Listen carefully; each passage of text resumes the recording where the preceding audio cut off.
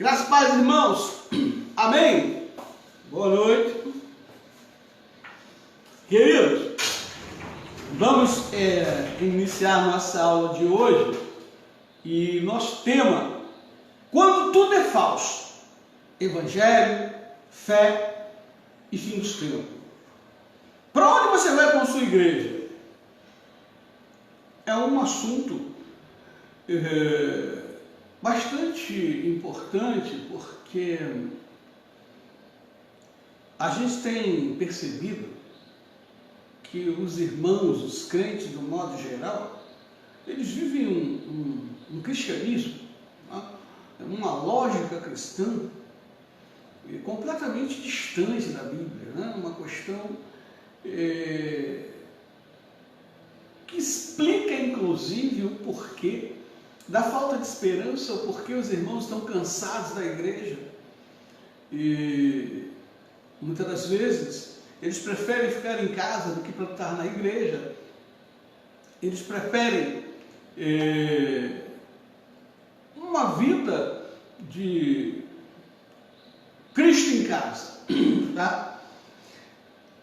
Há uma incompreensão, há uma falta de definição dos propósitos de Deus, que é a igreja, porque Deus criou a igreja, os fundamentos desta igreja, a razão dela existir, né?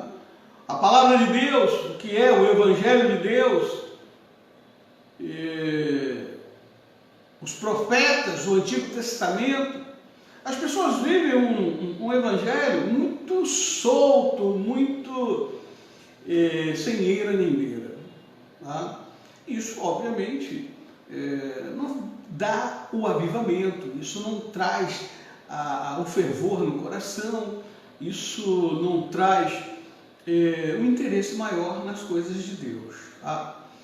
Então, hoje nós vamos abordar um pouco sobre esse assunto, tá?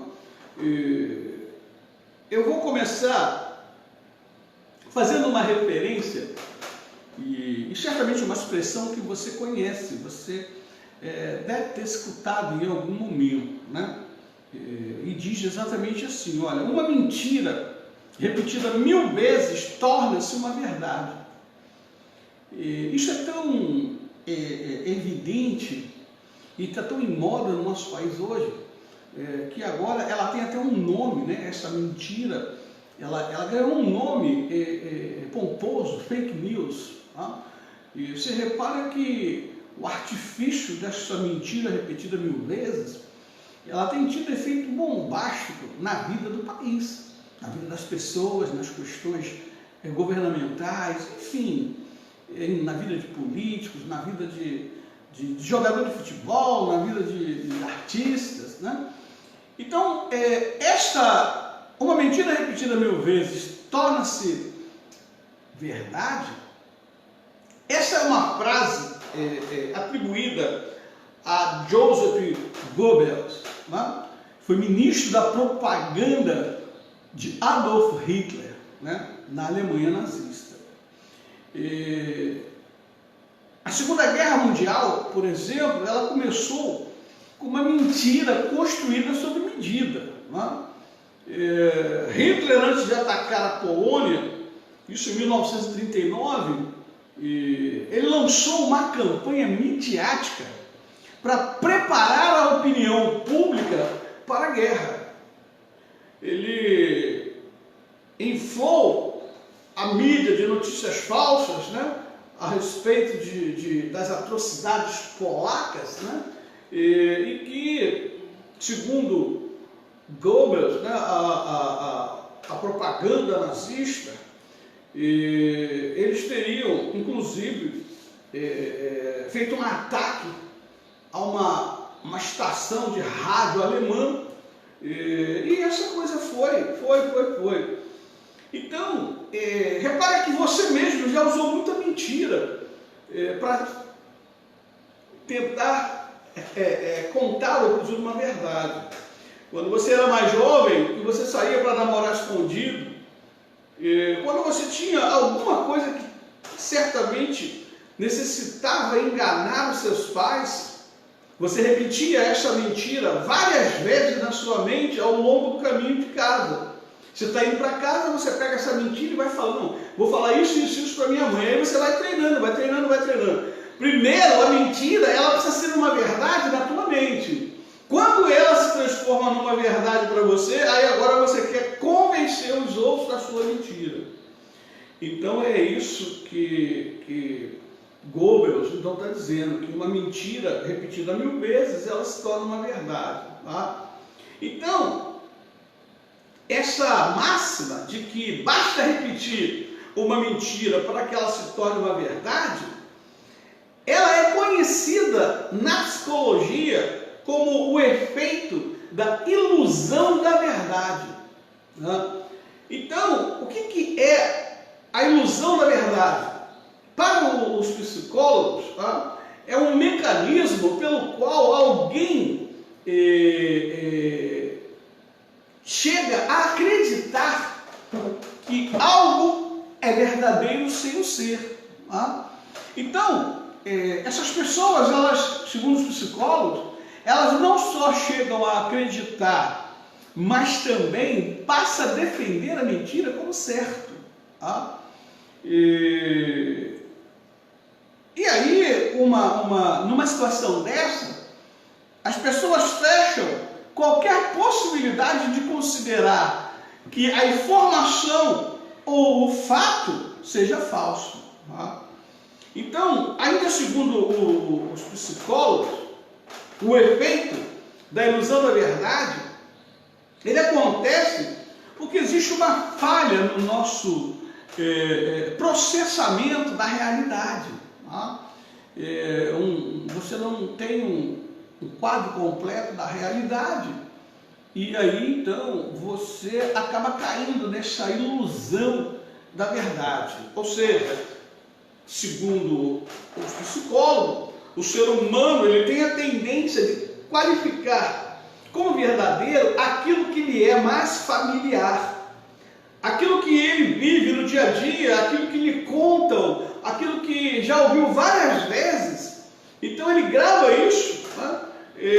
Então ele tende a qualificar essa informação sem nenhuma preocupação em confirmar se ela é falsa ou verdadeira. Mas como ela lhe é familiar, ele prefere aceitar essa mentira como verdade. Tá?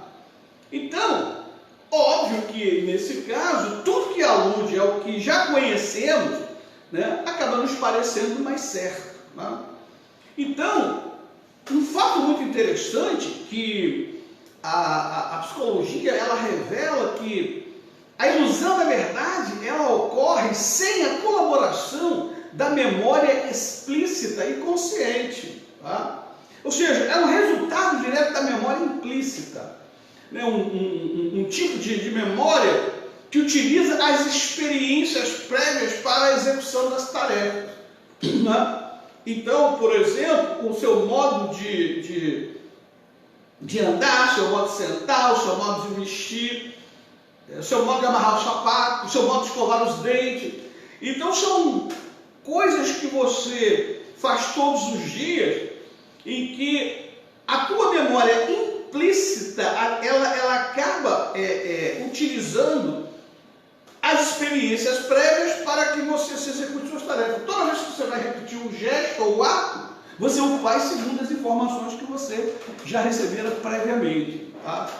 Então, e isso é feito por quê? Primeiro porque é uma estratégia da própria mente. A mente, para economizar esforços, ela acaba implicitamente levando as pessoas a agir da mesma forma sempre.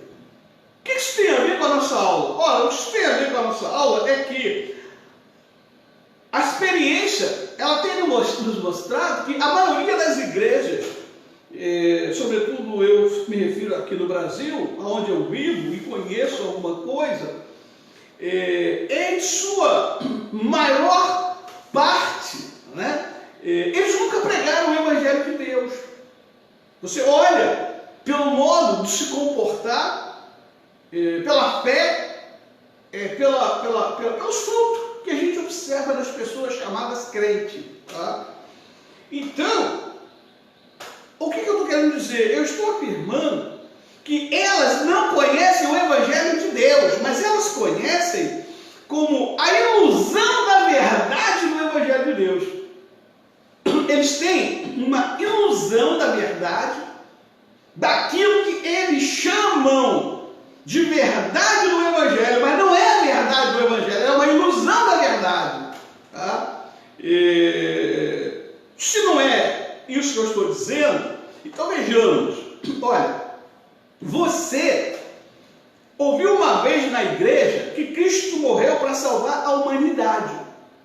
Você nunca procurou ler na Bíblia se isso é verdadeiro.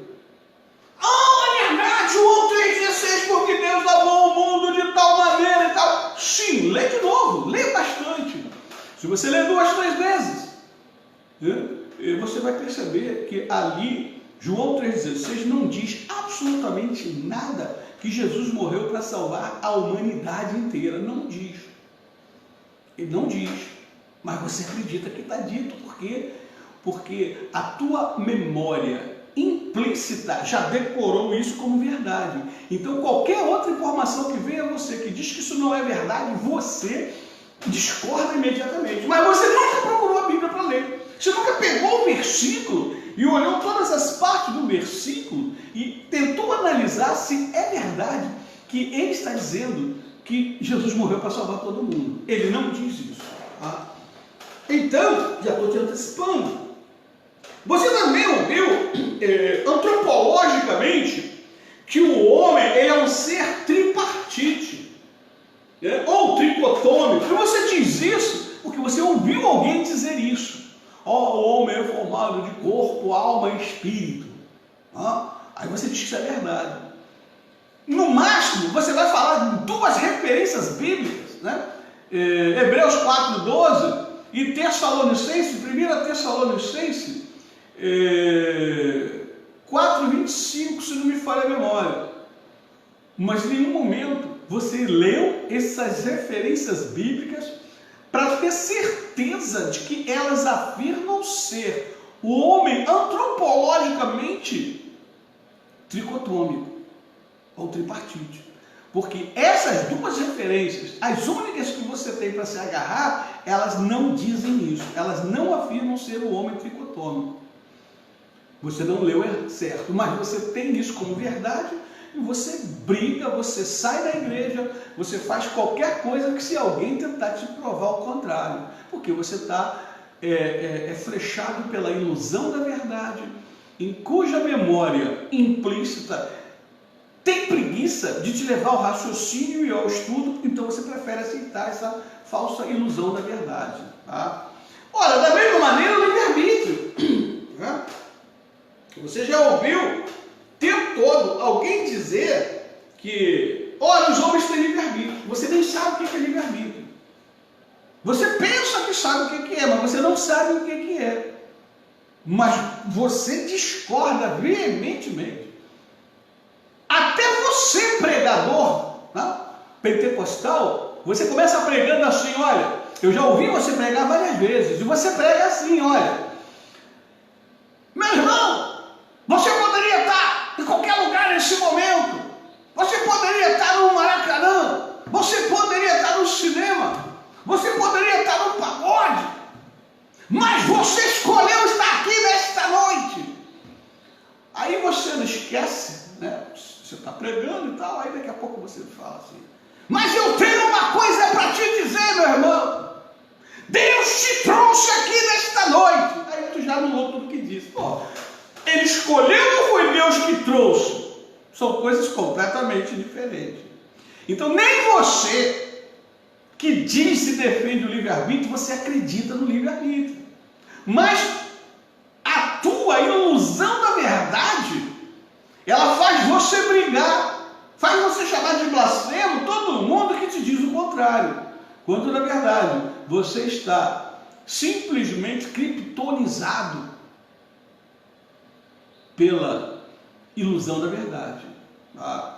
Você também já ouviu falar que nós vamos morar no céu, Deus preparou coisa que nossos olhos nunca viram, nossos ouvidos nunca ouviram, mas Deus preparou um céu, ruas de ouro, adornadas de pedras preciosas.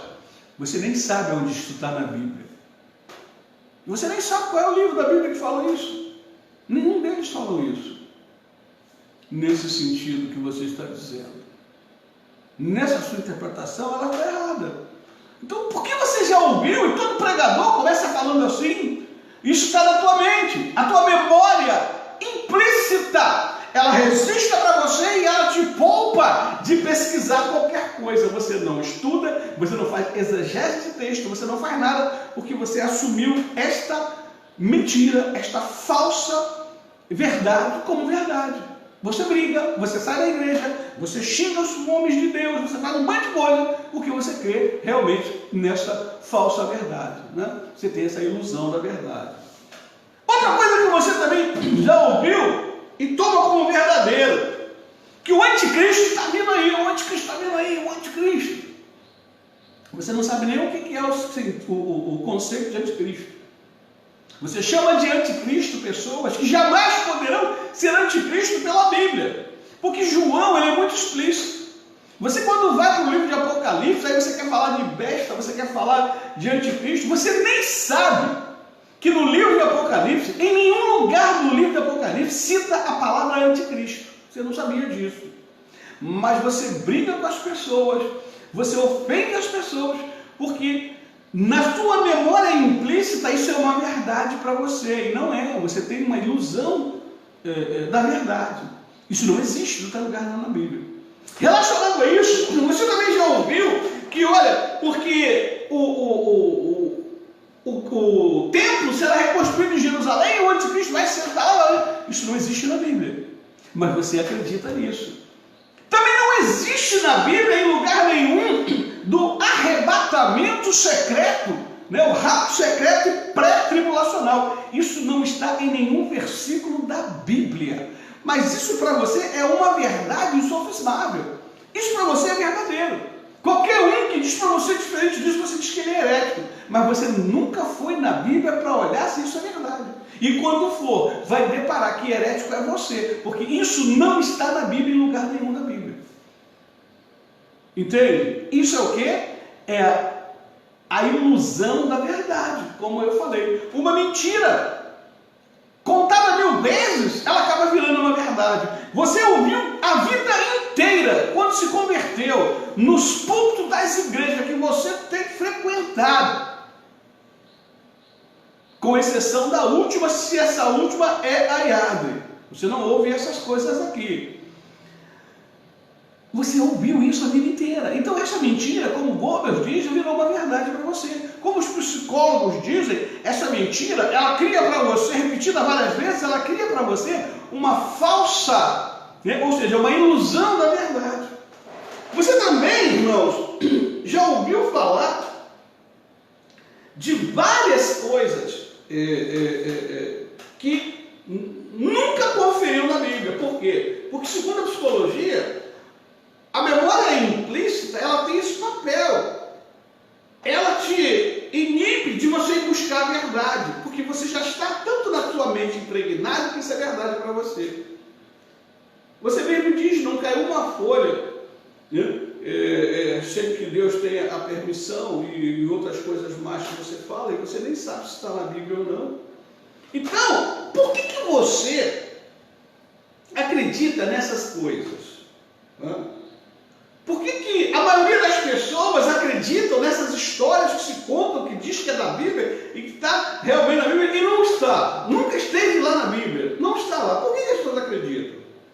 As pessoas, elas acreditam nisto porque, segundo a psicologia, né, elas sofrem da ilusão da verdade. Elas tomam uma coisa verdadeira sem ter certeza, sem conferir se é verdade ou não. Mas como isso está na mente delas há muito tempo, e todas as pessoas que elas encontram falando do assunto, falam exatamente isso que elas sabem, então isso para ela é verdadeiro. Né? Então, há uma falha, né, no processamento da realidade bíblica em que a memória implícita da pessoa, ela vai sempre utilizar informações prévias de seu conhecimento passado. Mesmo sendo este conhecimento mentiroso, falso, mas as pessoas tomam isso como verdade, e aí é difícil estimulá-la, tirá-la, digamos assim, desse conforto mental e procurar a verdade bíblica. Elas não querem aceitar. Então, o que essas pessoas elas estão nos dizendo? Que elas qualificam como verdadeiro, porque essa afirmação é a mais familiar para ela. É comum todo mundo falar. As pessoas viram novela na manchete lá da televisão, elas viram filme em Hollywood, elas leram livros sobre arrebatamento secreto, né? Deixado para trás, left behind, aquelas coisas todas. Então isso está na memória. Então isso, quando se fala para elas, é verdadeiro. Mas se alguém mostra o contrário, elas repelem, né? Porque a memória implícita, ela rejeita imediatamente, tá? Então veja que a ilusão da verdade, ela explica porque muitas pessoas, muitas pessoas fecham qualquer possibilidade de considerar falso o evangelho que ensinaram para elas.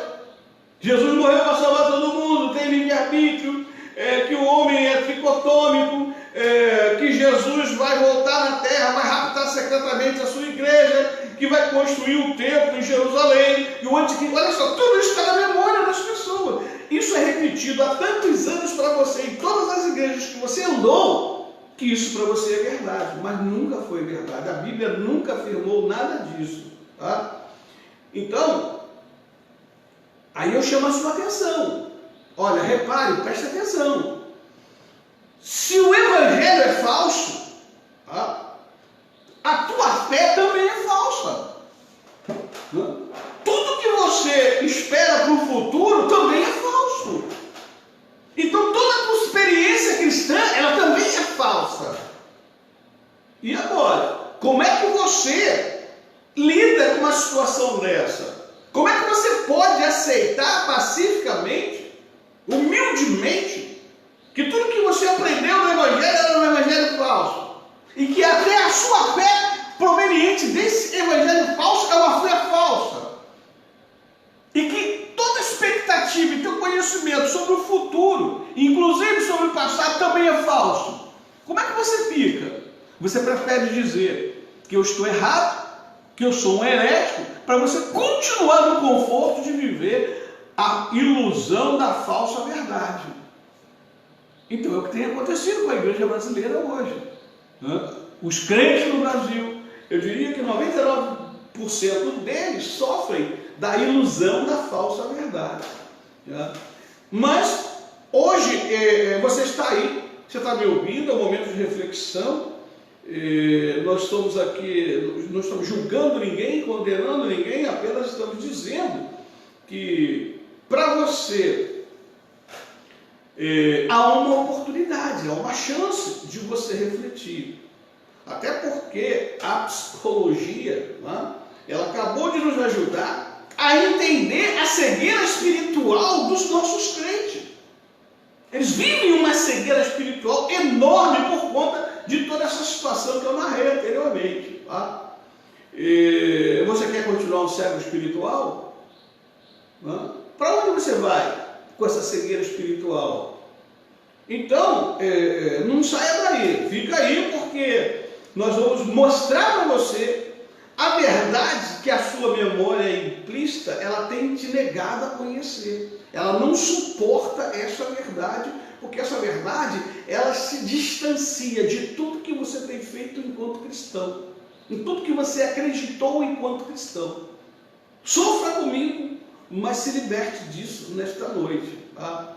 Então nós vamos jogar por terra essa estratégia, né, que foi implantada na sua mente para te fazer economizar esforços, mas também te mantém presa à ilusão da verdade. Então, irmãos, por isso eu afirmo para você, sem medo e sem susto, que o traço mais marcante da cristandade atual brasileira é a sua cegueira espiritual.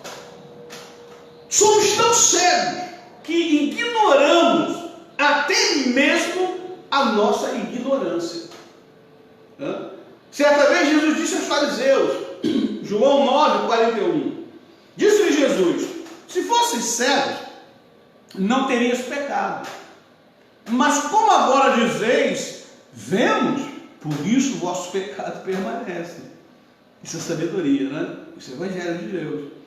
Então, veja que o pecado, praticamente, ele anulou a lei natural de Deus, né? Implantada no homem no momento da criação. O que eu estou afirmando para você aqui? Quando Deus criou o homem, Deus disse assim, e façamos o homem segundo a nossa imagem, a nossa semelhança.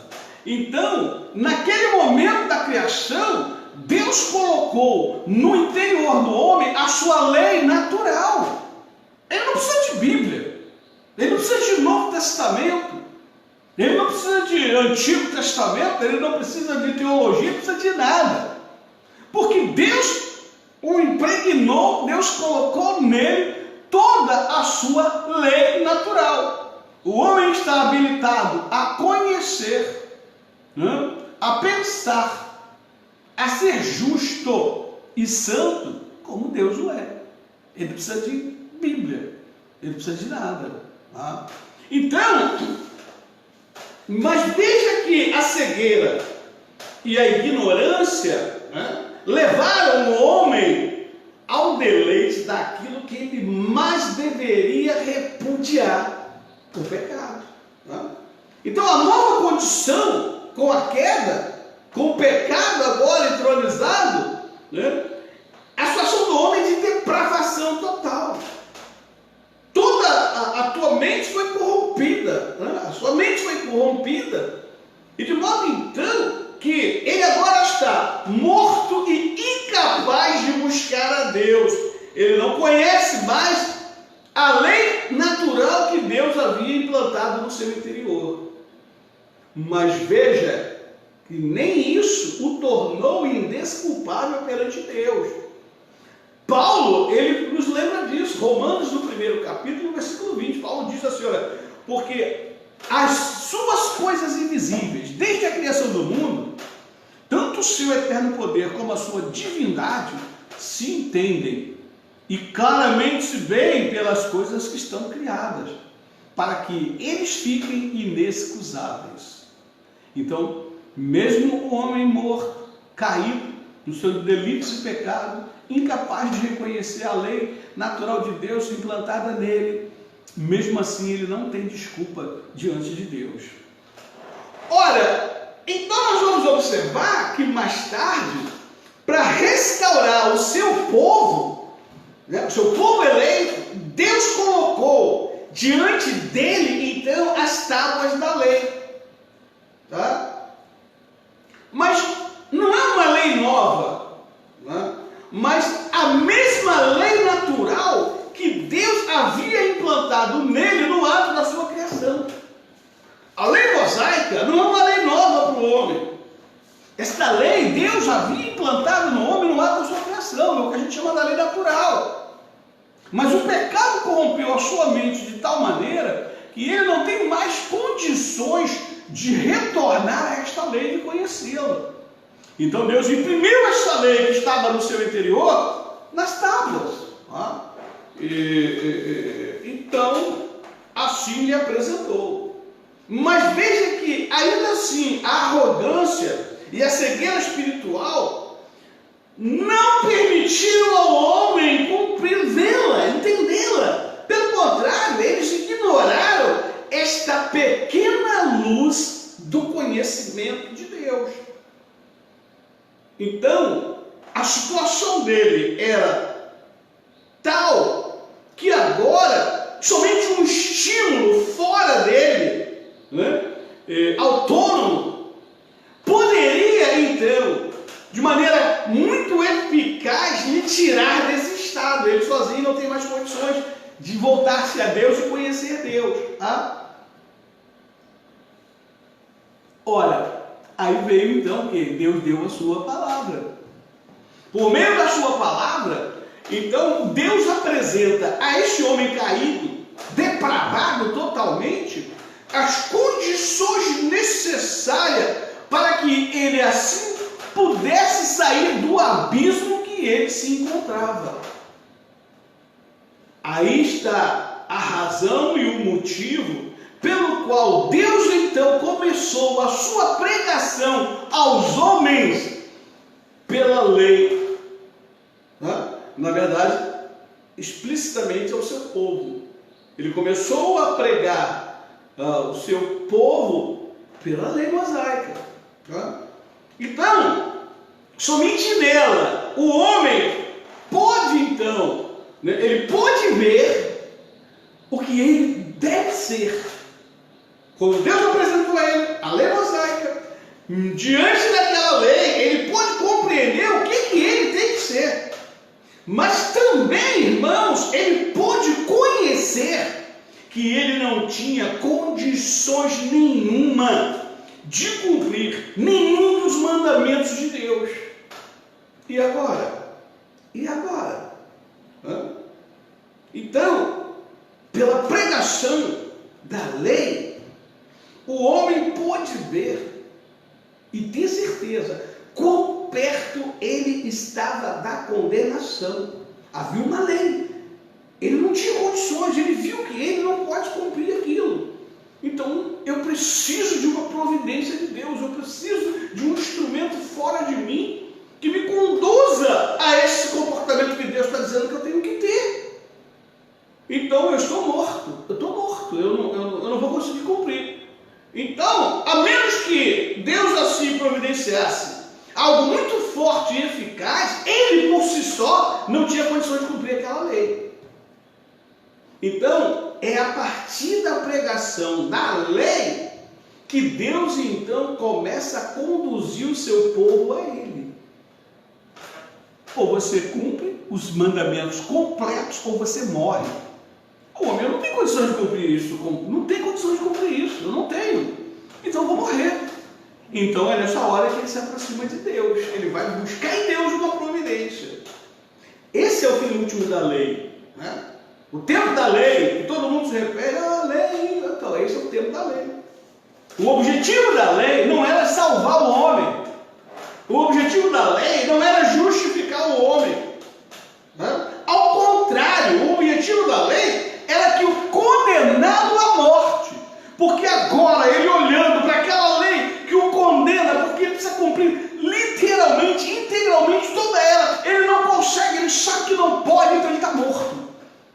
Aí ele precisa de Deus, ele precisa da misericórdia de Deus, ele precisa de Deus. Tá? Então esse também é o objetivo da lei, mostrar ao homem, né, que o inferno está pronto para aniquilá-lo e degradar totalmente o seu orgulho. Então, a lei faz com que a sua multidão de pecado passe diante dos seus olhos. Olha, um a um ele está vendo seus pecados passando. Eu vou para o inferno, eu não consigo dar conta disso. E ao mesmo tempo que a lei mostra para ele, diante dos olhos da multidão de pecados que ele comete diariamente, mostra a ele também a ira de Deus. A ira de Deus que se revela do céu contra ele. É o que Paulo fala em Romanos 1,18. Porque do céu se manifesta a ira de Deus sobre toda a impiedade e injustiça dos homens que detêm a verdade em injustiça. Então veja que a finalidade da lei não é despertar o homem, né, da sua cegueira espiritual. Não era. Né? Na verdade, ela vai buscar sim nele esse despertamento da cegueira espiritual, mas também fazê-lo ver quão irada é a posição de Deus contra a sua transgressão. Aí Paulo alerta aos crentes de Roma sobre essa situação, porque no capítulo 4, aos Romanos, no versículo 5, ele diz, olha só o que ele diz, porque a lei opera a ira, porque onde não há lei, também não há transgressão. Se Deus não imprimisse nas tábuas a lei que estava no seu interior, porque quando Deus criou o homem, essa lei natural, Deus colocou no seu interior, mas o pecado, a queda, fez com que ele ficasse tão depravado que ele não reconhece mais essa lei do seu interior. Então Deus imprimiu na tábua e mostrou para ele. Ora, uma vez que ele agora sabe da existência da lei, ele sabe da sua condição pecaminosa. Então, nesse sentido, a lei ela vai operar para a ira. Ela opera a ira de Deus, né? Porque quando não tinha lei, o cara não podia ser condenado a nada, mas agora ele conhece a lei, ele conhece seus pecados, ele sabe que está vivendo o pecado. Então, o homem precisava saber do estado de maldição que se encontrava e de sua incapacidade de sair por si mesmo desse estado pecaminoso que o levaria certamente para a morte e o inferno. Tá? É o que Gálatas 3, nos versículos 10 a 12, diz claramente, é perfeita a descrição de Paulo. Porque diz, todos aqueles, pois, que são das obras da lei, estão debaixo da maldição. Porque está escrito, maldito todo aquele que não permanecer em todas as coisas que estão escritas no livro da lei para fazê-la. Paulo está dizendo, cara, você está sobre a lei, tu está sobre a maldição. Sabe por quê? Porque tudo que a lei diz, 100%, sem uma vírgula, sem nada, você tem que cumprir. Não adianta você fazer 99,9%, aquele 0,1 você não cumpriu, você vai para o inferno. Então, é o que Paulo diz, cara, maldito todo aquele que não permanecer em todas as coisas que estão escritas no livro para fazê-las. É evidente que pela lei, ninguém será justificado diante de Deus. Paulo está concluindo isso que eu falei para vocês. Cara, ninguém pode ser justificado diante de Deus, porque o justo viverá pela fé. Ora, a lei não é da fé, mas o homem que fizer estas coisas, por elas viverá. Ou seja, embora a lei não sendo da fé, mas se você cumprir 100% a lei, você está salvo, você vai para o céu. Mas a lei é uma maldição, cara. Ninguém consegue cumprir esse negócio. Então todos os homens estão debaixo da maldição da lei, estão condenados ao inferno. Então você precisa de Deus, cara. Você precisa de Deus, você precisa de Deus. Irmãos, por um longo tempo os homens têm sido cegos e insensatos com relação a tudo isso que eu estou te dizendo agora. Não há ninguém mais incapacitado a receber a luz da salvação do que aqueles que pensam que podem ver claramente. Todos esses que dizem que podem, à luz da lei, ser salvos pelas suas obras, olha, você precisa orar mais, você precisa ir mais no monte, você precisa mais disso, você precisa dar mais dízimo, você precisa ir mais na visitar. Não, olha só, o cara está fazendo a mesma coisa, ele está colocando o cara sobre a obra, sobre a maldição da lei. E aí, o que eu estou te afirmando é que, na verdade, essas pessoas não percebem que a lei de Deus já os condena o suficiente. Por que ele tem que botar mais obra para ele cumprir? Se a lei de Deus em si já o condena, já tem motivo suficiente para o condená-lo. Porque ele quer jogar mais julgo em cima da pessoa. Olha, você não pode ir para a praia, você não pode cortar o cabelo, você não pode fazer isso, você não pode fazer aquilo. Olha só quanto julgo o cara está botando em cima de você. A lei já te condena por muito menos. Porque você não tem capacidade de cumprir o que ela exige para você ser salvo. E aí os nossos líderes continuam jogando um jugo cada vez mais pesado sobre o crente, né? Como se a lei já não fosse suficiente para condená-lo. Tá? Então, irmãos, de fato, Oséias, ele fala no capítulo 4, do versículo 6. O meu povo foi destruído, porque lhe faltou o conhecimento. Porque tu rejeitaste o conhecimento, também eu te rejeitarei, para que não sejas sacerdote diante de mim. E visto que te esqueceste da lei do teu Deus, também eu me esquecerei dos teus filhos. Então veja que atualmente, irmãos, muitos crentes, eles estão nessa condição. Não porque esqueceram a lei de Deus, mas porque sequer chegaram a conhecê-la. É pior, a situação é pior. Eles não se esqueceram da lei, mas eles sequer chegaram a conhecê-la.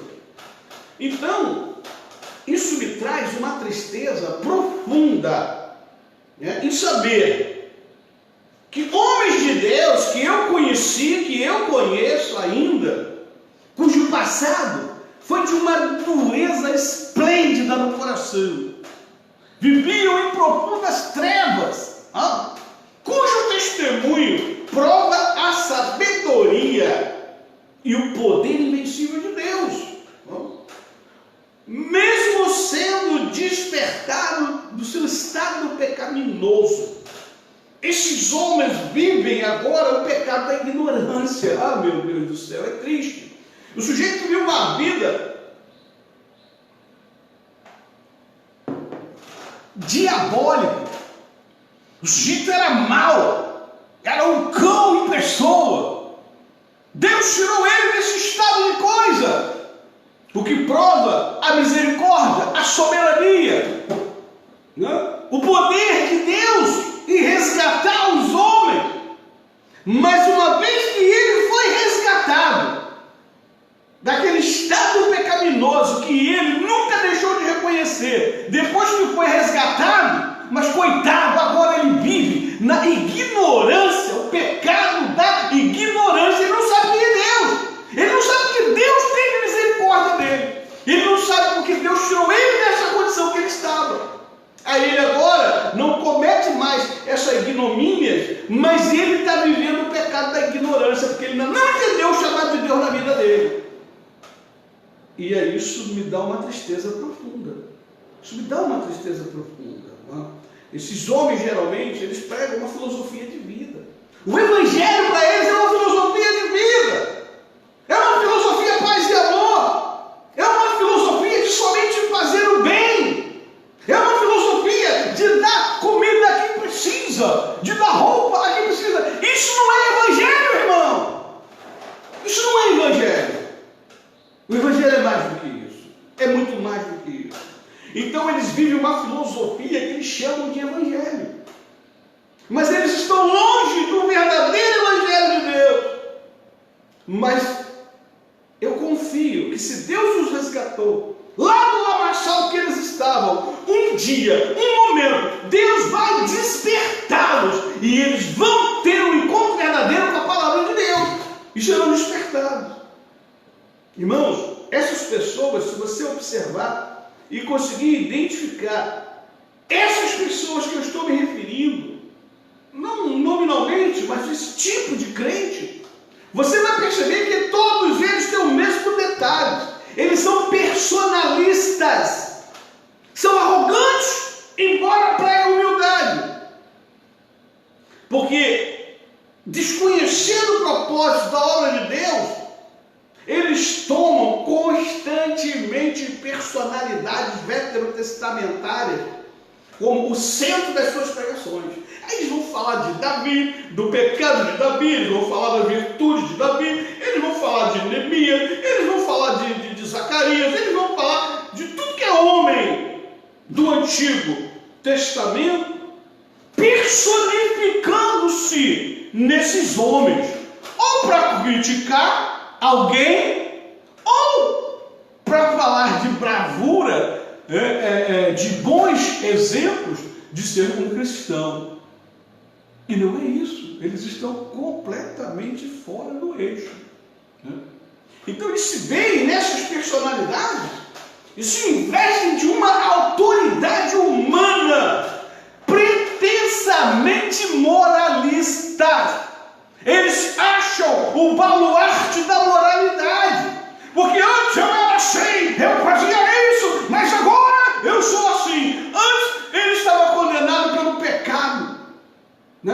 escandaloso, como bestas, assim eles viviam. Agora eles continuam ainda, né, vivendo uma situação de pecado da ignorância, porque não conhecem o Evangelho de Deus. Então, irmãos, eles confundem, né, o objeto da lei mosaica. São homens honestos. Eu conheço vários deles. São homens honestos. Mas nem por isso suas honestidades podem transformar o falso evangelho, né, que pregam no verdadeiro, irmão. Lamento. Não é porque o cara é bom, não é porque o cara é honesto, não é porque ele é amigo. O falso evangelho que ele prega, ele não consegue dar veracidade a ele só porque ele é bonzinho. Ele continua pecando. Agora o pecado da ignorância. Aí eu fico comovido. Aí é a minha comoção. Por quê? Porque eu fico comovido e constrangido. Como é que eu vou dizer para um cara desse, depois de 30 anos, em que todo o seu pensamento e comportamento bíblico é farisaico, não é de Deus? Como é que se diz para ele? Como é que se diz, irmãos? Como é que fala isso para ele? Ele se acha o baluarte da cristandade. Ele é virtuoso. Ele é isso, ele é aquilo. E agora? Como é que eu digo para ele? Que ele está completamente enganado, ele não está vivendo o Evangelho de Deus e que ele, na verdade, é um grande fariseu. Como é que eu digo isso para ele? Simplesmente eu não falo para ele. Eu continuo pregando a palavra, pregando a verdade, e o Espírito Santo é que é o único que pode convencê-lo e demovê-lo da situação degradante que ele se encontra, achando que ele está indo para o céu. John Wesley, o grande John Wesley, ele disse certa vez: dai-me 100 homens que nada temam senão o pecado, e que nada desejam senão a Deus, e eu abalarei o mundo. Aí eu leio isso, John Wesley. Cara, eu tenho encontrado muitos desses homens, teoricamente, homens que são assim, devotados à obra, à causa, mas eles têm uma diferença circunstancial desses homens que o Wesley está pedindo a Deus. Esses homens que o Wesley está pedindo a Deus, eu tenho encontrado eles. Eles temem o pecado, mas eles pouco sabem sobre o pecado. Entendeu? Eles desejam a Deus, mas eles pouco sabem sobre Deus. E às vezes não admite que isso é verdade. Então fica mais difícil. Então, irmãos, por isso, embora eu tenha encontrado mais de 100 desses homens, eles ainda não estão em condições de me ajudar a abalar o mundo, como John Wesley estava pedindo somente 100. Essa é a minha circunstância em relação a John Wesley. Ele pedia a Deus, eu os tenho, mas circunstancialmente a condição deles é outra. Então, irmãos, é gritante os princípios dessa psicologia humanista que gira em torno do pensamento desses homens, desses cristãos, às vezes pastores, líderes, mas não porque eles se interessam por essa psicologia humanista que os assim empurram no Evangelho, mas porque eles absorvem e replicam dentro do ambiente cristão tudo o que houve dessas lideranças, do cara que prega na mídia, do cara que fala ali e fala lá. Eles absorvem, eles são como uma criança, é como uma esponja que absorve toda essa psicologia humanista, acham que isso é Evangelho de Deus. Não é. Não é. Isso é terrível. Isso é terrível. Tá? Então eles não percebem. Mas quando eles assim agem, eles negam o princípio básico do cristianismo. Eles sofrem da ilusão da verdade. Então, nós estamos diante dessa situação que só Deus pode, assim, dar uma pronta resposta. E quer saber mais? É muito comum a gente ouvir deles, né, que eles estão preocupados com a palavra de Deus. Eu ouço muito eles dizerem: não, estou preocupado com a palavra de Deus. Já não se prega mais a palavra de Deus como antigamente. O mundo está carente da palavra de Deus. Estão falseando a palavra de Deus. Ele não sabe que ele é o primeiro. Ele é o primeiro. Então, a pergunta talvez que precisa ser feita a eles, e você pode me ajudar sem ofender, é perguntar para eles o que é a palavra de Deus. O que é a palavra de Deus? Você sabe o que é a palavra de Deus? E você sabe o que é a palavra de Deus? O que se quer dizer quando se diz palavra de Deus? O que está se querendo dizer com isso? Então veja, irmãos, que o termo, o significado de palavra de Deus é exatamente a unidade que há entre os livros canônicos do Antigo Testamento e do Novo Testamento. Esses dois livros canônicos, reunidos, eles definem o conceito palavra de Deus. Isso que é a palavra de Deus. Por que é a palavra de Deus? Porque ali nós acreditamos, temos a plena confiança e concordância que tudo que foi dito ali no Antigo e no Novo Testamento saiu da boca de Deus. Então isso é a palavra de Deus. Tá?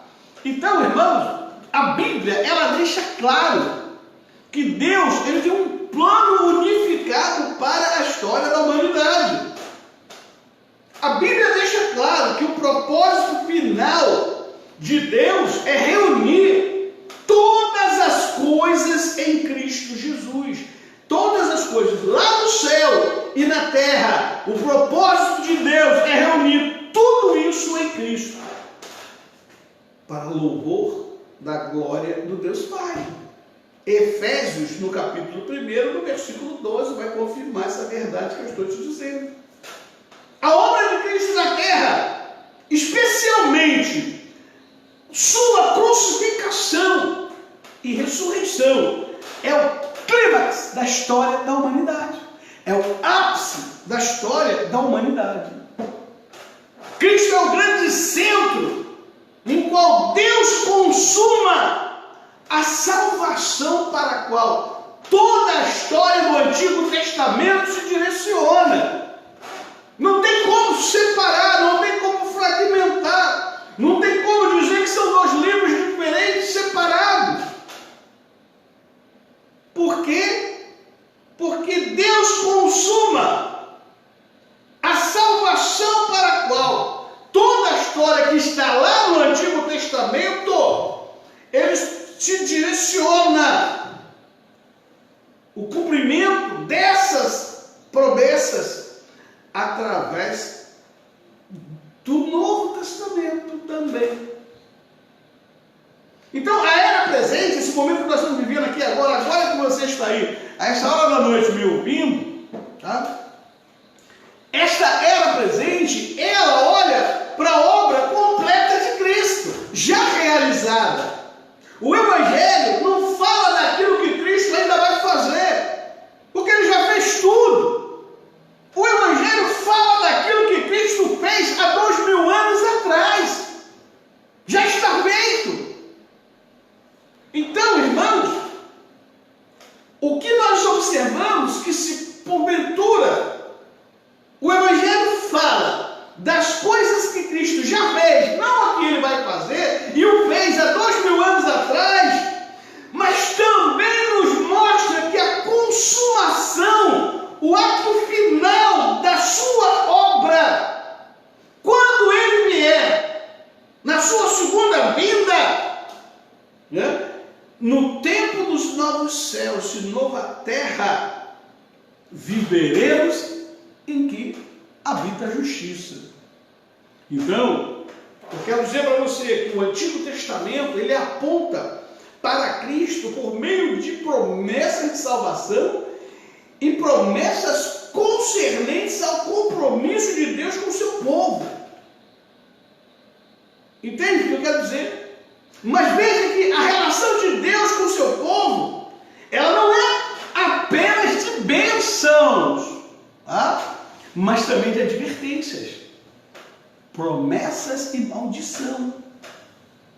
Então é necessário que seja assim por conta da sua justiça, né? Da sua justiça. Né?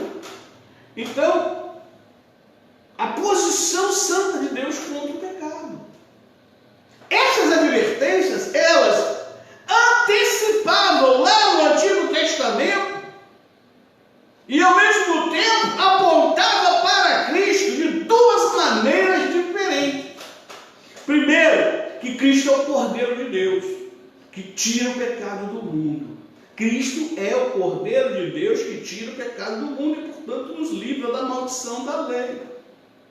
Tá? Por isso, todas as vezes que o Antigo Testamento, né, quando ele retrata a ira de Deus contra o pecado e sua punição, ele está apontando, né, para a ira de Deus que cai sobre Cristo na cruz do Calvário. Ora, Cristo então, ele eliminará o pecado totalmente na sua segunda vinda. A sua primeira vinda, ela veio nos livrar da punição do pecado, mas não nos livrou da sua presença. Todavia, na segunda vinda, ele elimina totalmente o pecado, e no mundo que habitaremos não tem mais pecado, não há mais possibilidade de pecar. Isso é o Evangelho de Deus, tá? E aí nesse momento Deus põe por os cabelos dos seus pés o seu último inimigo, a morte. Por quê? O salário do pecado é a morte. Não havendo mais o pecado, não tem mais a morte. Então ele elimina o seu último inimigo, que é a morte. 1 Coríntios 15, 22, você vai confirmar isso lá. Então, irmãos, sua segunda vinda é o que falta. E a consumação final, ela será o tempo em que o julgamento final contra o pecado será executado. Cristo, ele antecipava esse julgamento final no seu ministério todas as vezes que ele expulsava demônio e ele denunciava o pecado dos líderes religiosos. Ele está antecipando, olha, vai haver um momento que eu vou eliminar isso completamente, né, da face dos meus eleitos. Mas ali ele já estava antecipando que o julgamento final ele elimina totalmente isso. Ora, do mesmo modo, então, que o Novo Testamento fala de Cristo e da salvação, o Antigo Testamento também aponta para a mesma realidade. Mas no Antigo Testamento, como uma antecipação das coisas que viriam, como sombras, como tipos, né, das coisas que viriam. Então, repara que a santidade de Deus, ela exige que nenhum homem pode ver sua face sem que morra. Você vai ver isso em Êxodo 33, 20. Nenhum homem pode ver a face de Deus sem que ele morra. Ora, então, nenhum homem estava ou está habilitado a ser mediador entre Deus e o homem. Ninguém pode ver a face de Deus. Homem nenhum pode ver sua face. Por isso, o povo de Deus necessita de um mediador que não está entre nós. Precisa de um mediador que responda, né, por nós diante de Deus. Aí você vai ler 1 Timóteo, no capítulo 2, versículo 5. Porque há um só Deus e um só mediador entre Deus e os homens, Jesus Cristo, homem. Isso é maravilhoso. Então, Cristo, como a segunda pessoa da Trindade, né, ele tem duas naturezas. ele tem uma natureza divina e ele tem uma natureza humana. Então, logo, Cristo, ele é tanto Deus quanto homem, mas sem pecado. Então, ele é o único suficiente para realizar essa mediação, tá, entre Deus e o homem. Ele é o nosso mediador. Mas repara, irmãos, que Moisés, ele era pecador. Ele não poderia estar na presença de Deus sem perdão, isto é, sem ter um mediador ao seu lado. Mas repara que Moisés, ainda assim, ele pode estar na presença de Deus somente porque, de acordo com o plano de Deus, a obra de Cristo faria a expiação pelos pecados de Moisés. Olha que maravilha! No tempo, ainda não havia sido consumada a obra de Cristo, mas no eterno, na eternidade já. Então aqui no tempo histórico, Deus assim, né, permite que Moisés faça a mediação entre ele e o seu povo, porque já antevira que Cristo havia expiado os pecados de Moisés.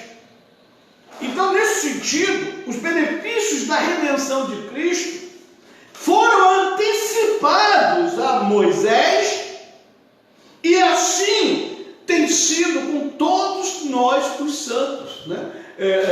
Na verdade foi assim com todos os santos do Antigo Testamento. Eu não estou lá ainda, tá?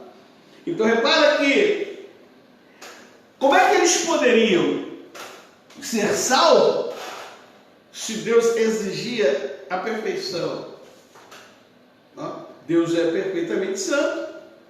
A perfeição era, então, graciosamente aplicada a eles por meio de Cristo, que haveria de vir. Então, o que Deus faz? Antecipadamente, Deus aplica sobre aqueles homens, profetas, os que faziam a mediação entre Deus e os homens, aplicam a redenção de Cristo sobre eles. Porque no tempo Cristo ainda não havia consumado, mas na eternidade já havia. Então, embora a Bíblia fala de apenas um mediador suficiente, nós vamos encontrar no Antigo Testamento vários mediadores. Um é Moisés, eu acabei de falar. Então, quando o povo de Deus se apavorou diante da presença de Deus, foi Moisés que intercedeu por eles, né? Moisés ali prefigurava a mediação de Cristo. Ele era uma sombra daquilo que viria mais tarde. Ele era a sombra do mediador perfeito. Ele não era o mediador perfeito, mas ele prefigurava o mediador perfeito. Deus já estava mostrando para a humanidade que haveria a necessidade de um mediador entre ele, né, e os homens. Esse mediador, ele viria no tempo nosso, né, mais na frente, mas ele já aplicava a sua obra, o seu resultado em Moisés, para que assim Moisés pudesse fazer a mediação. Então, isso é muito interessante, tá? Ali, na verdade, era o que? Era uma salvação temporal, né? No sentido físico, mas que prefigurava a salvação num sentido espiritual em Cristo Jesus. Aliás, irmão, a salvação, ela não é meramente espiritual. Você sabia disso? Ela não é meramente espiritual. A salvação não é meramente espiritual. Ela nos traz a realidade da ressurreição do corpo, dos novos céus, nova terra, em que habita a justiça. Então ela não é só espiritual, ela também é física, ela também é material. Isso é maravilhoso. Então, segunda epístola de Pedro, no capítulo 3, do verso 13, diz assim, olha, mas nós, segundo a sua promessa, aguardamos novos céus e nova terra em que habita a justiça. É nesse tempo presente, é nesse milênio que nós vivemos. Não é no fim do mundo, não é depois do julgamento final, é agora, é o final do período. ainda nesta terra nós viveremos novos céus e nova terra em que habita a justiça. É promessa de Deus. É o Evangelho de Deus que está dizendo isto. Tá? Aí você toma um susto, porque você não ouviu isso, você ouve o contrário. Você tem que sair da terra, aí, meu amigo, aí dá esse desconforto. Entenda, irmãos, que a salvação pessoal, ela começa com o nosso novo nascimento, mas a sua consumação final atingirá dimensões cósmicas. O que eu quero dizer? Que a salvação, ela é do mundo. A salvação é do mundo. Não é só pessoal. Entende isso? Por isso que quando o Antigo Testamento fala da terra física, aquela terra que emana leite e mel, da prosperidade material, da saúde física, ele antecipa, ele prefigura a prosperidade dos crentes dos novos céus e da nova terra, de um ponto de vista físico, que viveremos neste mundo. Talvez eu não, mas quem sabe meus netos. Não? Mas eu hoje tenho que continuar pregando essa verdade.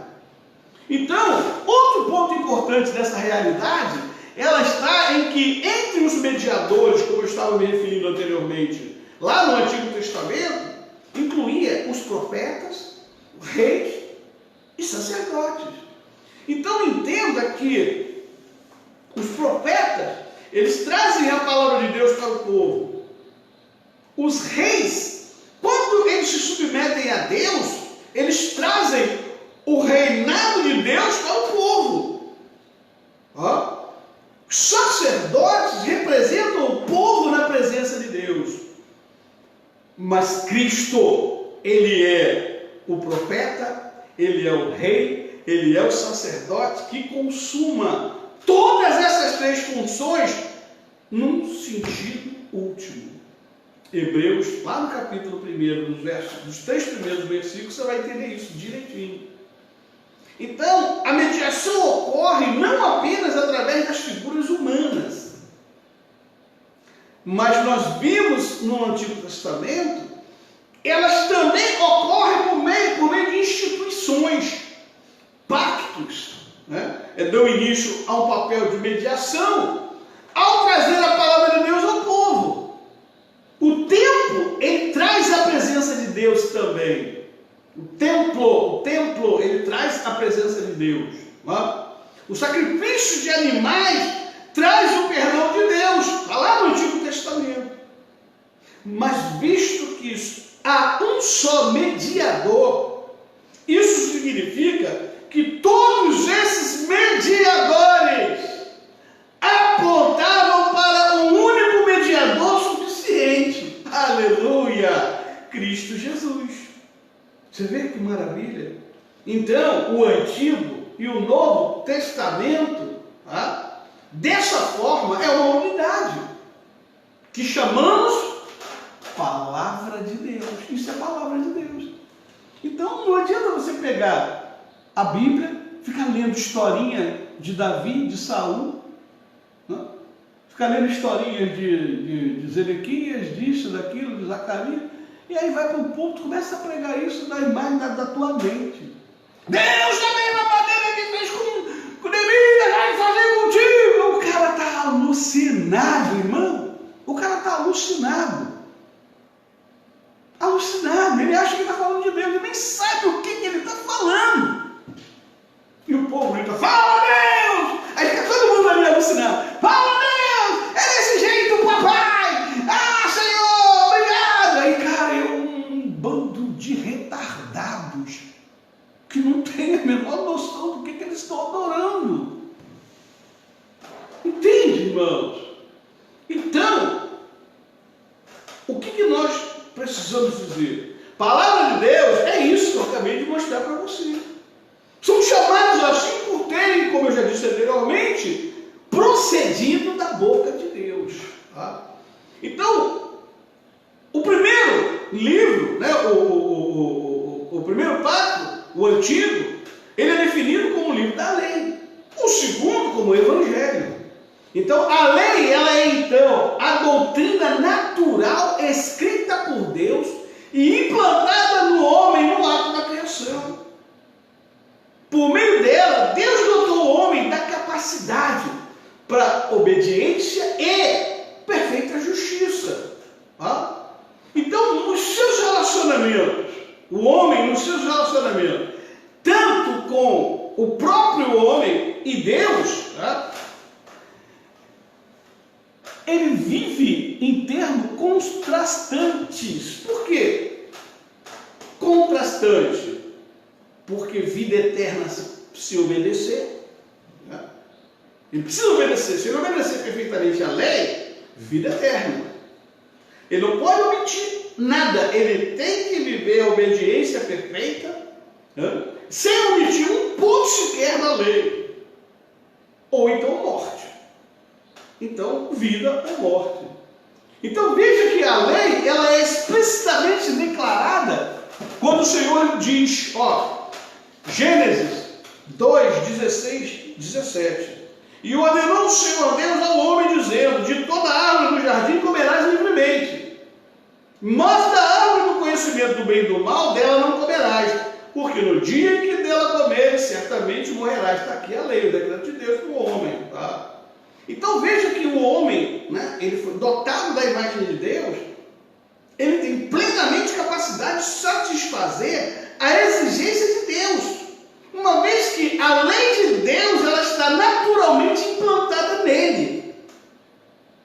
É isto que o apóstolo Paulo quer dizer quando ele declara aos Romanos, lá no 2º capítulo da epístola dele aos Romanos, os 2 versículos 14 e 15, ele fala assim, olha, porque quando os gentios, que não têm lei, fazem naturalmente as coisas que são da lei, não tendo eles lei, para si mesmos são lei, os quais mostram a obra da lei escrita em seus corações, testificando juntamente a sua consciência e os seus pensamentos, quer acusando-os, quer defendendo. O que Paulo está dizendo? Porque Deus, quando ele fez o homem, ele dotou o homem da sua imagem, da sua semelhança. Obviamente ele imprimiu no homem a sua lei natural. O pecado fez com que o homem corrompesse todo o seu entendimento, todo o conhecimento de Deus. Então ele passa a desconhecer essa própria lei que está no seu interior. Ora, esse desconhecimento, mais tarde, quando Deus assim elege o seu povo, ele escolhe um povo para si, ele agora pega as tábuas, escreve esta lei natural e mostra para ele. Porque ele está impossibilitado de ver essa lei nele. Ele está cego pelo pecado, ele está totalmente depravado. Então Deus mostra para ele na tábua, aqui é a lei que você tem que obedecer. Paulo está dizendo aqui o seguinte, cara, mas aos gentios não foi dada esta lei. Mas ela foi impregnada no seu interior também. Certo? Deus só não lhe apresentou a tábua, porque a tábua da lei foi para o seu povo. Inicialmente, não o gentio. Então Paulo está dizendo isso, porque quantos gentios que não têm lei, olha, eles não receberam a tábua da lei, fazem naturalmente as coisas que são da lei, não tendo eles lei, para si mesmos são lei. Certo? Os quais mostram a obra da lei escrita em seus corações. Entende agora o que eu estou dizendo? Testificando juntamente a sua consciência e os seus pensamentos, quer acusando-os ou defendendo-os. Então, o que Paulo está dizendo aqui? Ele afirma que os gentios cristãos, eles não têm a lei, ela não foi dada a eles. Quer dizer, obviamente, as tábuas da lei. Então, repara que após a queda do homem, muito tempo depois, é que nós vamos ver Deus exibindo as 2 tábuas da lei. Mas repara que Deus não faz uma nova lei. A lei mosaica, a tábua da lei não é uma nova lei. É a lei que estava naturalmente impregnada no homem. Deus apenas está mostrando para que ele tenha condições de ler, porque por si só ele não consegue. Ele está totalmente depravado, corrompido. E o que Deus quer fazer isso? Deus mostra para ele a tábua da lei para restaurar o conhecimento original da lei natural que Deus havia implantado na sua criação. É isso que Deus faz. Mas por causa da corrupção, o pecado, naturalmente, a lei natural de Deus, ela foi pouco a pouco sendo removida do coração do homem. Até que Deus chegou a um ponto de fazer o quê? Exterminar aquela geração, e a partir de Noé ele reconstrói uma nova humanidade. Se entendeu agora o sentido da lei? Então, por isso que, por causa da corrupção do pecado, é o que Paulo fala, Romanos, no capítulo 7, dos versículos 7 e 8. Que diremos, pois? Paulo diz, é a lei pecado? Não, de modo nenhum. A lei não é pecado, a lei não é má. Isso eu estou acrescentando aqui, não está escrito. Agora sim, mas eu não conheci o pecado senão pela lei. Porque eu não conheceria a concupiscência se a lei não dissesse, não cobiçarás. Mas o pecado, tomando ocasião pelo mandamento, operou em mim toda a concupiscência. Porquanto sem lei eu estava, sem lei estava morto o pecado. Por quê? Os caras eles não tinham consciência, de que eles estavam em transgressão horrível, e sobre a ira de Deus. Então Deus mostra para o seu povo, está aqui, agora você sabe que tem pecado, agora você sabe que a minha lei natural, que está dentro de você, que você esqueceu, eu estou te mostrando ela. Ou você obedece ou você morre. Entendeu?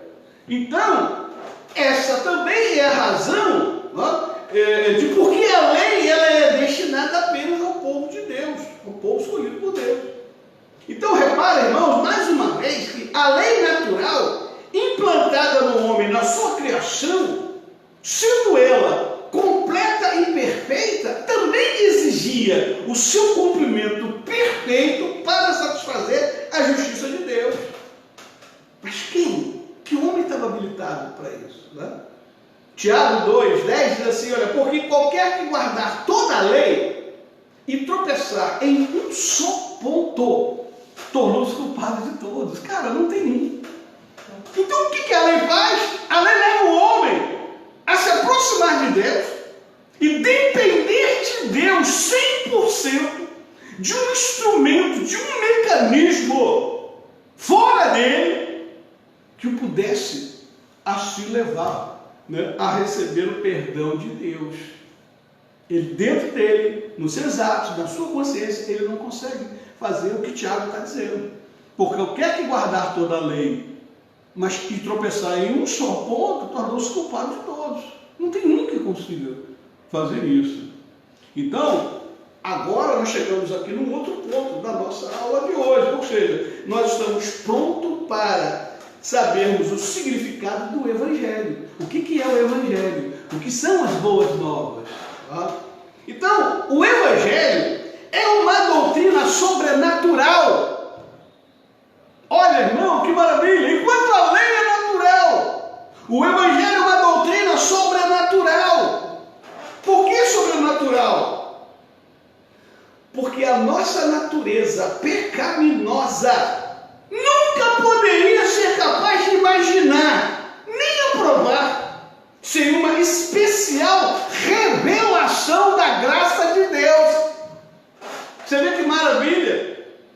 Então, eu preciso da revelação de Deus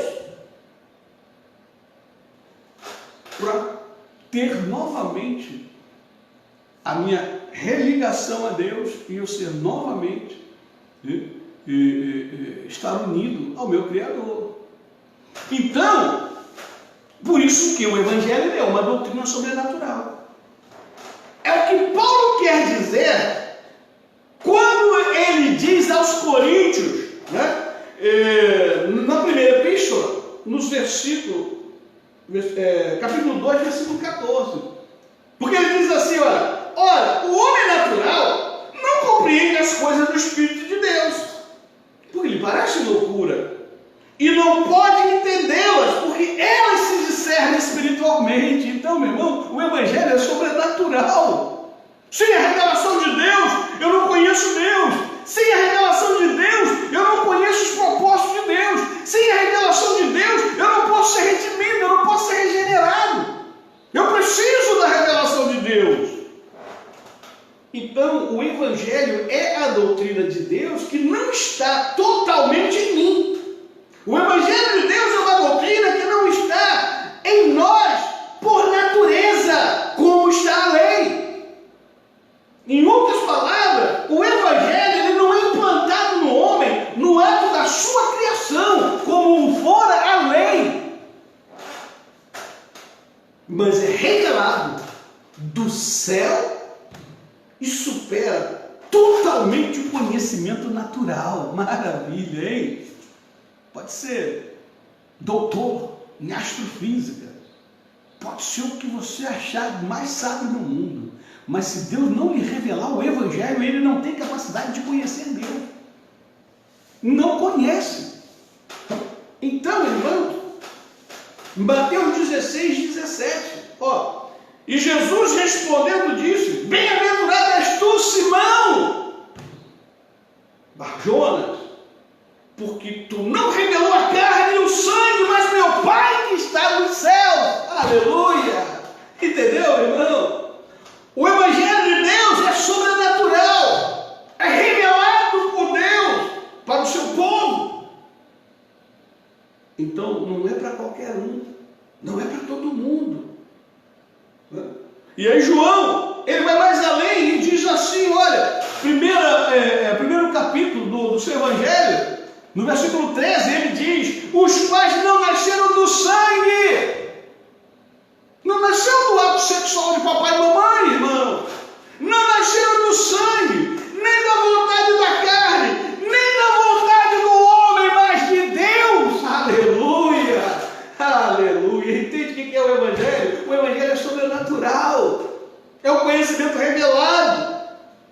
Então, esse conhecimento revelado, Deus primeiro revelou a Adão e Eva.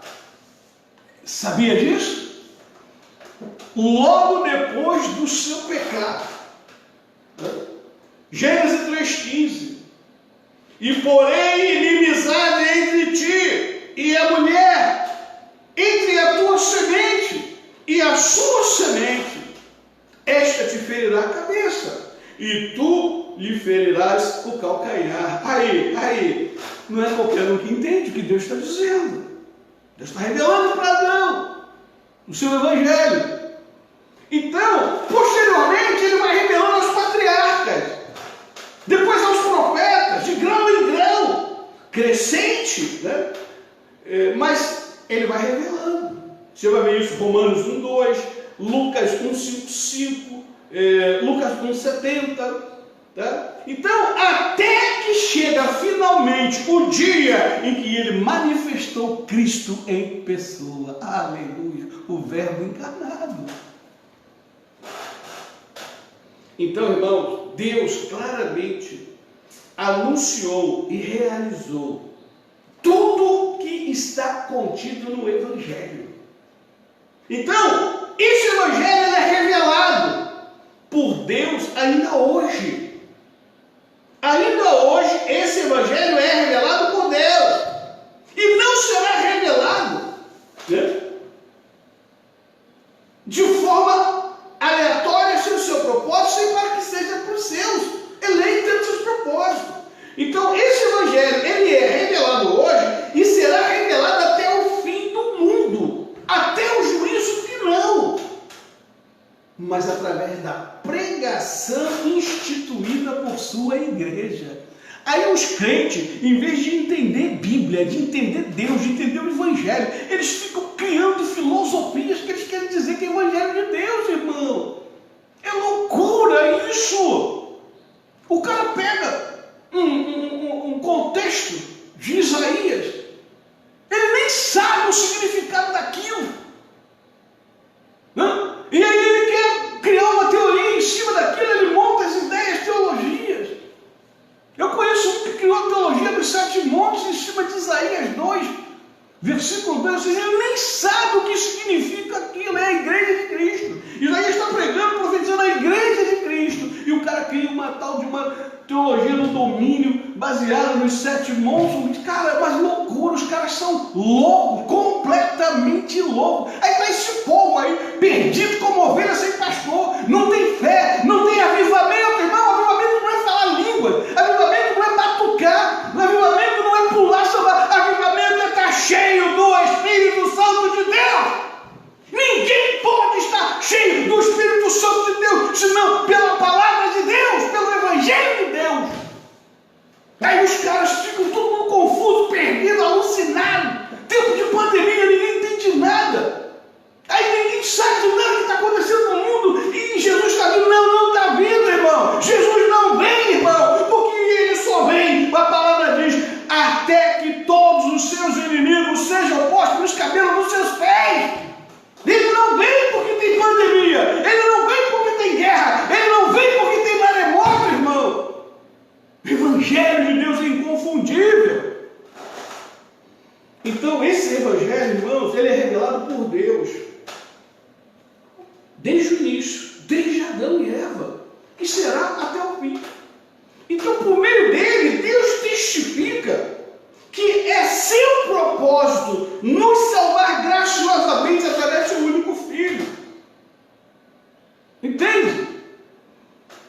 Então, e como é que ele faz isso? Providenciando pela fé que recebemos a Jesus como nossa única sabedoria, justificação, santificação e redenção.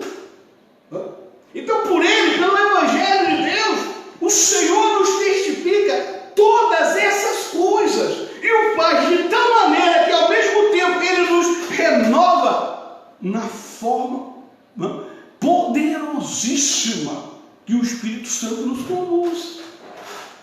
Então, irmãos, nos capacita a receber todos os benefícios que ele já nos preparou, que já nos designou, como Paulo diz, das regiões celestiais. Nós já recebemos todas as sortes de bênçãos nas regiões celestiais.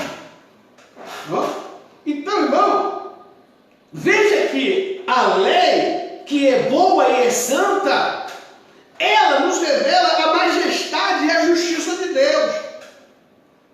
Mas o Evangelho, ele também nos mostra esta mesma justiça. A diferença está em que, enquanto no Evangelho, a justiça de Deus, ela é reconciliada e satisfeita pela misericórdia manifestada em Cristo. A lei cumpre a função de nos enviar, cara, a nós mesmos, a fim de realizarmos a justiça que Deus nos ordena. Você entendeu agora? A lei, ela obriga você a cumprir todos os mandamentos. A lei diz que você tem que realizar a justiça. Você tem que realizar a justiça. Mas o Evangelho não. O Evangelho, a justiça de Deus, ela é reconciliada e satisfeita pela misericórdia manifestada em Cristo. Eu tenho um que expiou os meus pecados. Eu tenho um que me resgatou, que me liga novamente a Deus. A lei não. Mas a lei é boa, ela é santa também. Então a lei cumpre a função de nos enviar a nós mesmos, a fim de realizarmos a justiça que ela ordena. É impossível, eu não consigo cumprir isso. A minha natureza é pecaminosa, eu não consigo, eu vou falhar em algum momento, em alguma hora, em algum quesito. Então, eu não consigo cumprir a perfeita obediência exigida pelos mandamentos de Deus, da sua santa justiça.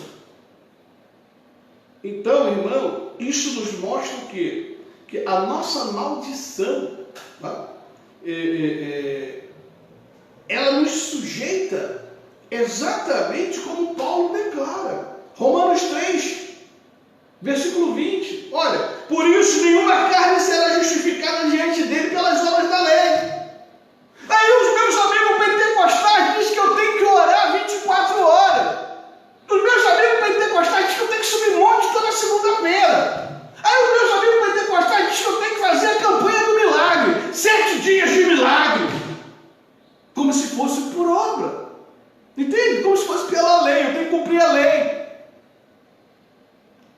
Irmão, isso é uma loucura. Isso é uma loucura. Então, repara, irmãos, que a lei, além de mostrar a situação de depravação do homem, porque ele não consegue cumprir as exigências de justiça de Deus, ele é depravado. A lei mostra o tamanho da minha depravação, mas ela também mostra que eu não tenho condições de sozinho de realizar a justiça de Deus para receber o seu perdão.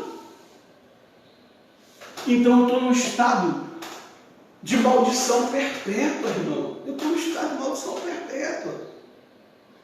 Paulo fala isso, Gálatas 3, versículo 10, 12. Todos aqueles, pois, que são das obras da lei, estão debaixo da maldição. Porque está escrito: maldito todo aquele que não permanecer em todas as coisas que estão escritas no livro da lei para fazê-la. Meu estado de maldição perpétua, eu não vou conseguir fazer isso nunca. Então, aí Paulo continua: é evidente que pela lei ninguém será justificado diante de Deus, porque o justo viverá pela fé. Ora, a lei não é da fé, mas o homem que fizer as coisas da lei que cumprir vai receber como se fosse pela fé. Mas quem vai fazer? Quem cumpriu? Quem pode? Agora o Evangelho, ao contrário, ele nos ensina onde que podemos achar, né, isso que eu não tenho. A exigência que eu preciso ter para servir a justiça de Deus, eu não tenho, mas o Evangelho me conduz a ela. O Evangelho, ele me mostra e me ensina a ser capaz de desfrutar desse benefício. Cristo Jesus. Então, é assim que o Evangelho nos resgata da maldição da lei, como o próprio Paulo fala. Então, a lei, ela declara que somos abençoados quando cumprimos sem omitir nada. Absolutamente nada. O Evangelho nos dá tudo o que precisamos para cumprir as exigências da lei. Percebeu a diferença? Então, irmãos, em Cristo, eu tenho tudo. Cristo me dá tudo. Inclusive as duas necessidades mais preciosas que eu careço. Fazer o que a lei ordena, eu não consigo fazer, mas Cristo faz por mim. E crer no Deus que oferece esse cumprimento em Jesus Cristo. Você não crê, porque você acha que você precisa ir para os 7 dias de campanha. Você acha que precisa botar 3 camisas para você ficar santo, cumprir a justiça de Deus. Você não pode jogar futebol. Você não pode torcer para o Flamengo. Você não pode fazer isso. Você não pode amar. Você pode falar mal do outro e amaldiçoar o outro nas redes sociais. Entendeu? Não compreende o Evangelho de Deus. Né? Então, irmão, essas duas coisas que eu acabei de falar, elas são não somente muito difíceis, óbvio, mas elas são totalmente impossíveis para a nossa natureza corrupta. Se eu não for, né, agraciado, eu estou no inferno. Então, eu não posso nem mesmo compreender o que o apóstolo Paulo diz em 2 Coríntios 3,5. Não que sejamos capazes por nós de pensar alguma coisa como de nós mesmos, mas a nossa capacidade vem de Deus. Aleluia. Aí ele fala em Filipenses 1,29, olha, porque a vós vos foi concedido em relação a Cristo, não somente crer nele, como também padecer por ele. E os caras só querem crer, mas não querem padecer. Os caras querem viver uma vida, um evangelho, né, de fartura.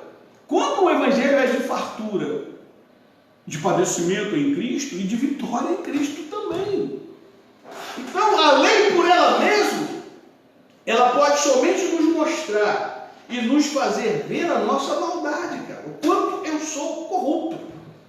E por isso ela agrava a minha condição, né, de amaldiçoado, de condenado à morte. Mas isso não é culpa da lei, entenda? Pois ela sempre será boa e santa. Por causa da minha natureza corrupta e corroída pelo pecado, é que eu então sou decretado, culpado por ela. Ela me reprova por isso. Paulo fala isso no capítulo 7, versículo 7. Que diremos, pois? É a lei pecado? De modo nenhum. Mas eu não conheci o pecado senão pela lei, porque eu não conheceria a concupiscência se a lei não dissesse não cobiçarás. Então, se você não conhece o teu pecado, você não precisa de Cristo. Mas quando você percebe, a lei te mostra o quanto você é pecador, o quanto você é totalmente depravado, você precisa de Cristo. É por isso que as pessoas não entendem a doutrina da eleição, a doutrina da depravação total, eles não entendem a perseverança dos santos. Eles não entendem, porque eles não compreendem isso que eu estou te dizendo. Eles não compreendem o estado do homem. Eles não compreendem o estado do homem diante de Deus. Eles não se conseguem ver diante da lei de Deus. Então eles acham que eles podem fazer tudo sozinhos, eles podem ajudar a Deus, eles podem se salvar ajudando Deus. Mas o Evangelho, irmãos, ao contrário, ele não somente nos mostra como nos livrar da maldição da lei, mas ele nos dá o poder do Espírito Santo, que nos regenera e nos transforma em nova criatura.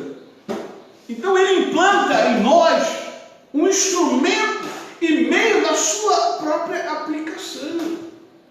Isso é Evangelho, irmão. Isso é Evangelho, isso tem que ser ensinado. É para isso que Deus nos comissionou. E de pregai o Evangelho e fazei discípulos. Você não tem só testemunha. Testemunhar o Evangelho já foi feito.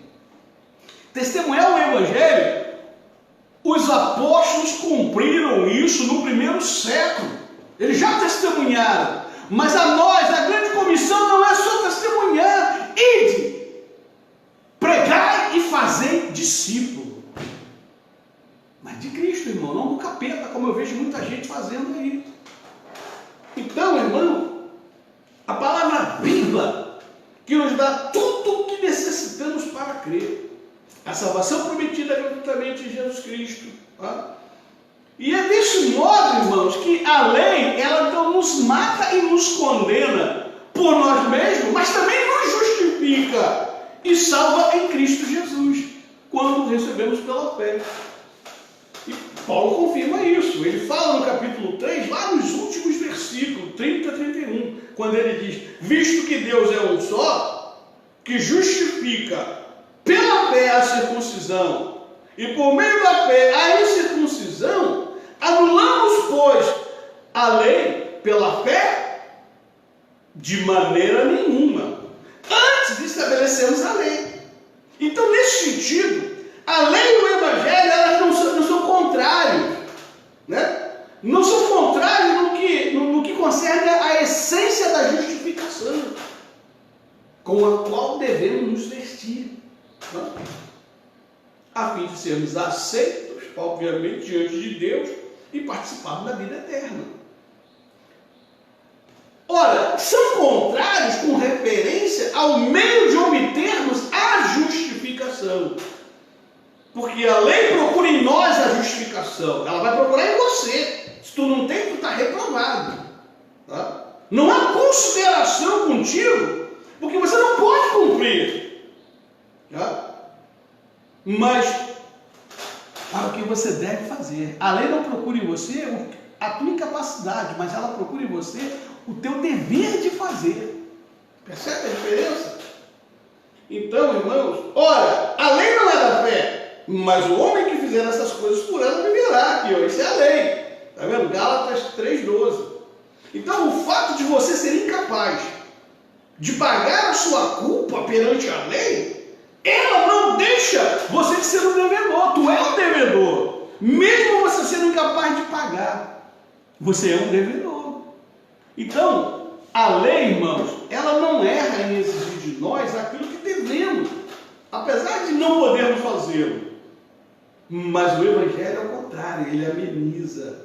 O justo rigor da lei, ele nos ameniza com a doçura da graça misericordiosa de Deus. Nos ensina a pagar por meio de Cristo, que é o nosso fiador. Então, se colocou no nosso lugar, pagou a nossa dívida até o último centavo, pegou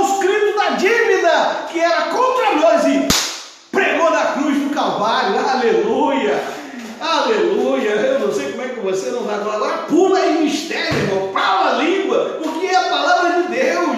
Aleluia! Ah, Deus, tu és maravilhoso. Então, irmãos, presta atenção, é assim que a doutrina da salvação de Deus nos ensina e nos liberta do pecado. Ninguém que não compreenda essa verdade que eu estou te dizendo agora, né, pode ser transformado por ela. E sabe o que isso quer dizer? Que há somente um Salvador. Se há um só Salvador, só tem que haver uma doutrina. Para um Salvador, somente uma doutrina. Se há um Salvador somente, tem que haver uma só doutrina, né? Que é o Evangelho de Deus. Então, irmãos, esse Evangelho, ele foi anunciado, declarado ao mundo por Jesus Cristo, de forma completa. João 15,15. Assim como pelos apóstolos, João 17,8, Colossenses, Colossenses 5,19. Tá? Então, esse Evangelho, ele continua sendo testemunhado pela verdadeira igreja de Cristo. Quer conhecer uma igreja que é de verdade? Ela tem que dar esse testemunho. Não é ficar falando que eu fiz, eu faço, eu era, agora eu sou.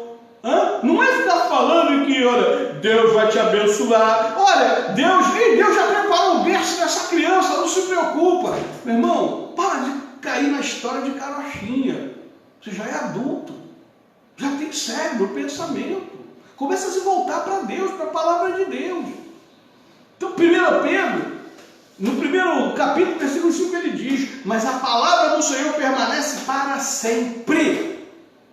E esta é a palavra que entre vós foi evangelizada.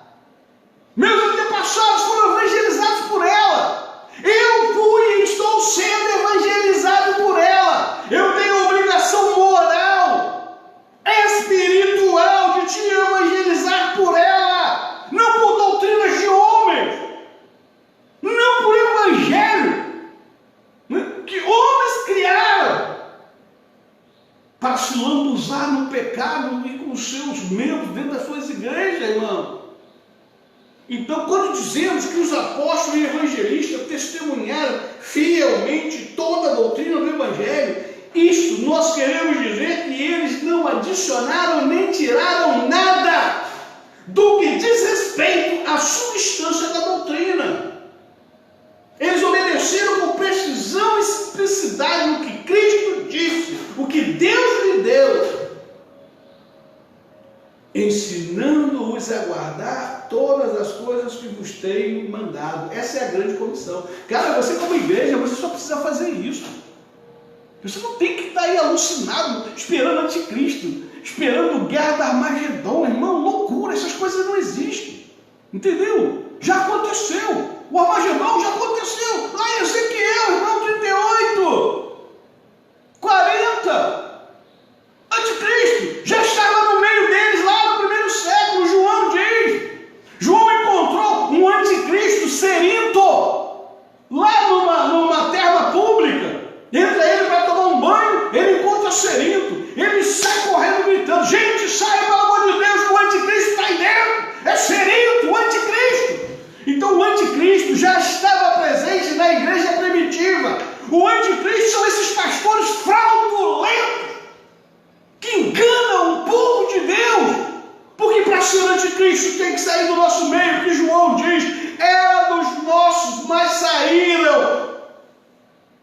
Estavam no nosso meio, mas saíram porque não eram dos nossos. O anticristo tem que ser um crente. Aí eu fico querendo dizer que Macron é anticristo. Macron nem crente é. Mas eu conheço um presidente de uma republiqueta que diz que é crente. E ninguém olha. Entendeu? O que é ser anticristo, irmão? Pelo amor de Deus. Entenda isso. Palavra evangelho. Para ser anticristo, tem que sair do nosso meio. Era dos nossos, mas estava no nosso meio, mas saiu porque não era dos nossos. Serinto, Paulo lidou com 3 dele: Demas,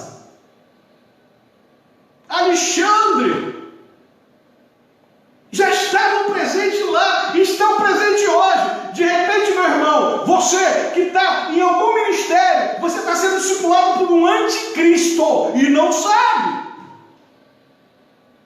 Está cheio de anticristo espalhado por aí, dizendo que é homem de Deus, que é pastor de Deus, e na verdade é um anticristo.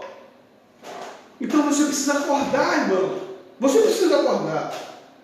Então, irmão, Paulo, ele tranquilamente ele diz que não devemos reconhecer como evangelho qualquer coisa adicionada pelo homem à palavra de Deus, ainda que seja familiar aos seus ouvidos, não? Ainda que seja familiar aos seus ouvidos, você não deve aceitar isso.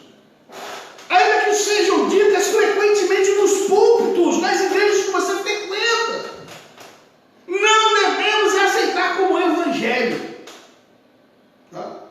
Mas tudo o que foi prometido ou predito no Velho Testamento sobre Jesus Cristo, que já se cumpriu inclusive no Novo Testamento, o Evangelho, ele é o único meio pelo qual, desde o início do mundo, Deus tem salvado seus eleitos, o seu povo.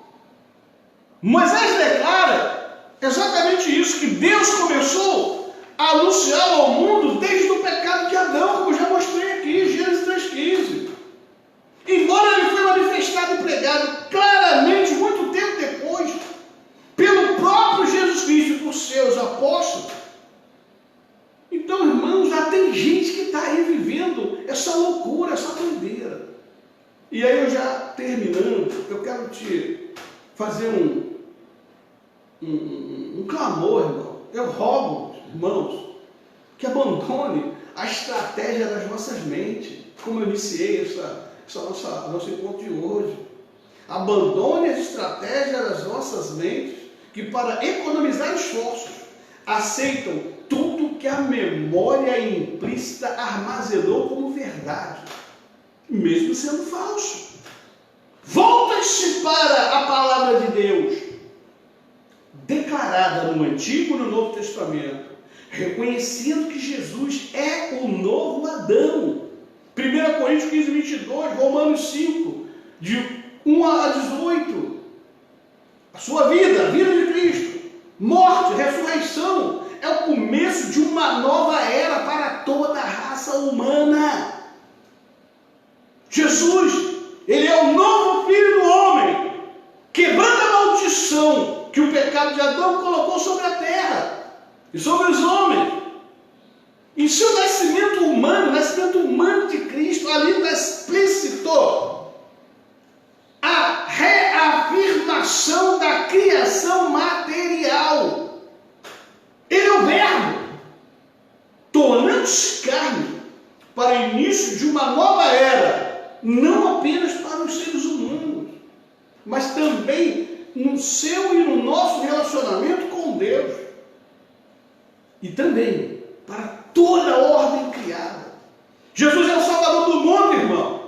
Jesus é o Salvador do mundo, entenda. Não é o Salvador de todas as pessoas do mundo. Ele é o Salvador do mundo, não de todas as pessoas do mundo. O apóstolo João, entenda isso, ele começa o seu evangelho com as mesmas palavras de Gênesis 1, mostrando que Jesus é o Verbo, né? E é uma figura cósmica. Jesus é o Criador que também traz luz ao mundo, tanto física quanto espiritualmente. Jesus é aquele que, por meio do qual Deus se agradou em reconciliar consigo mesmo todas as coisas que há no céu e na terra. Jesus é o instrumento pelo qual Deus resolveu, por sua morte e ressurreição, restaurar toda a criação de Deus. Cada vale, cada montanha, cada pássaro, árvore, cada nação, cada flor, cada eleito. Então, foi por isso que Jesus veio ao mundo, para restaurar a ordem que Deus criou originalmente no Éden e que caiu com o pecado de Adão. Jesus veio restaurar tudo isso. Ele não veio só morrer na cruz pelos meus pecados, mas ele veio morrer na cruz e ressuscitou para governar o mundo de onde ele governa hoje, sentado à destra do Pai, e só vai sair de lá, irmãos, quando todos os seus inimigos estiverem sob os seus pés, sob o estrado dos seus pés, sob os cabelos dos seus pés. Ele não vai voltar porque alguém deu um tiro ali no Oriente Médio, irmão. Alguém jogou uma bomba nos Estados Unidos. Ele não vai voltar por isso, não. Essa é a grande comissão que ele nos deu. Cristo e o seu Evangelho inquestionavelmente é a verdade. Nele temos verdades declaradas sobre o pecado, sobre a salvação, sobre o propósito restaurador de Deus. E isso nos é informado através da pregação que ele nos ordenou a partir de Mateus 28. Não? Então, por meio do seu Evangelho, nós temos conhecimento que as suas ovelhas perdidas, absolutamente depravadas, elas vêm ao seu encontro porque ouvem a sua voz, e a sua voz é a sua palavra, e a sua palavra é o seu Evangelho. Então, se você não prega o Evangelho de Cristo, as ovelhas continuam perdidas como sem pastor. De repente está na mão aí, está no curral de um bando de anticristo, dizendo que o anticristo ainda vem, e elas estão aprisionando as ovelhas do Senhor, porque você não prega a verdade, porque você não conhece a verdade, porque você está com a falsa conhecimento, a ilusão da verdade na sua mente. Como Gomer disse, uma mentira dita 1000 vezes se torna uma verdade. Aí os psicólogos vão lá e constroem a teoria da ilusão da verdade. Esses caras pregam a vida inteira, aí sai um no púlpito, dentro do outro, começa a falar a mesma coisa, e aí você está ouvindo 1000 vezes ouvindo essa mentira. Essa mentira está no teu interior como se fosse verdade, e você precisa se libertar dessa mentira e abraçar o Evangelho de Deus. É necessário que voltemos ao Evangelho de Cristo para a glória de Deus e para a sua salvação, irmão. Então, cara, não tem jeito. Nós temos que pregar a verdade, mas para pregar a verdade é necessário estar nela, viver ela, conhecer ela. Para isso fomos comissionados. A igreja de Cristo, ela vai triunfar antes da sua volta. Entenda que o justo, ele vive e anda por fé. Ele não vive por vista. Não é porque o mundo está mal, não é porque as coisas estão piores ainda, estão ficando atordoadas. Pandemia, que o fim nosso, até o julgamento final, até a vinda de Cristo, o mundo vai de cada vez pior. Não! O reino de Cristo foi implantado na sua primeira vinda e ele cresce como grão de mostarda. Ele está crescendo lentamente, mas ele está crescendo. Mas fazê-lo crescer mais rápido ou menos depende do próprio Deus, cara. Todas as coisas são deles, por ele, para ele. Ele conduz do jeito que quer. A história da humanidade é dele, é ele que faz. É ele que leva mais rápido ou mais lento.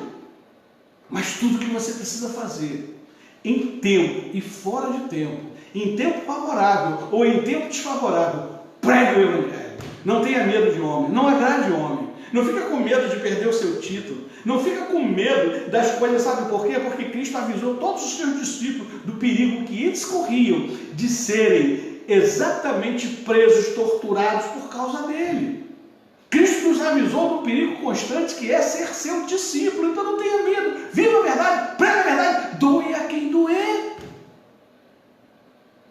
Porque somente a verdade é que pode te conduzir a uma vida verdadeira, a uma vitória verdadeira, a uma esperança verdadeira. Procure então uma igreja que pregue o Evangelho de Deus, irmãos. Procure conhecer e comece a examinar aonde você está andando, o que você está ouvindo, o que essa gente está te iludindo. Amém? Eu quero te agradecer a tua paciência por ter me acompanhado até agora.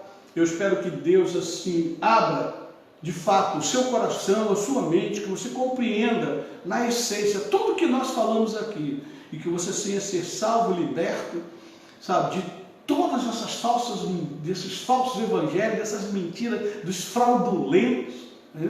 Obreiros, líderes fraudulentos que aprisionam o homem nas suas filosofias humanas, e que Deus possa assim te abençoar. Eu quero fazer uma oração por mim, também pela sua vida. Se você tiver tempo, aí me acompanhe. Querido Deus, em nome de Jesus, Pai, neste momento nós nos dirigimos até o seu trono, clamando, Deus, a sua providência, clamando, Deus, assim, Pai, a sua graça, Senhor, irresistível, Senhor. Que ela venha assim nos despertar, nos tirar deste sono, nos tirar, Senhor, desta falsa ilusão de que somos crentes. Pai, nos tirar deste falso poder que achamos que curamos, que achamos, Deus, que ganhamos alma para Ti, Senhor. Mas que venhamos ser servo, que venhamos ser, Pai, o mordomo fiel. Fiel é aquele que guarda a Tua palavra, fiel é aquele que não prevarica, mas prega a Sua palavra em tempo e fora de tempo. Seja o tempo favorável ou desfavorável, mas continua pregando a Sua verdade, que não se importa com as glórias humanas, com reconhecimentos humanos, mas que é um servo fiel, Senhor, porque Tu és assim o nosso Deus, Tu és o nosso Salvador, Tu és aquele, meu Pai, em que nos dá vida, que nos dá esperança, Pai. E por isso, Deus, nós assim nos alimentamos e temos a convicção e a certeza que para os restos de nossas vidas e por toda a eternidade estaremos contigo, Pai, gloriosamente, Pai. Assim nós queremos te agradecer por tudo, em nome de Jesus. Amém.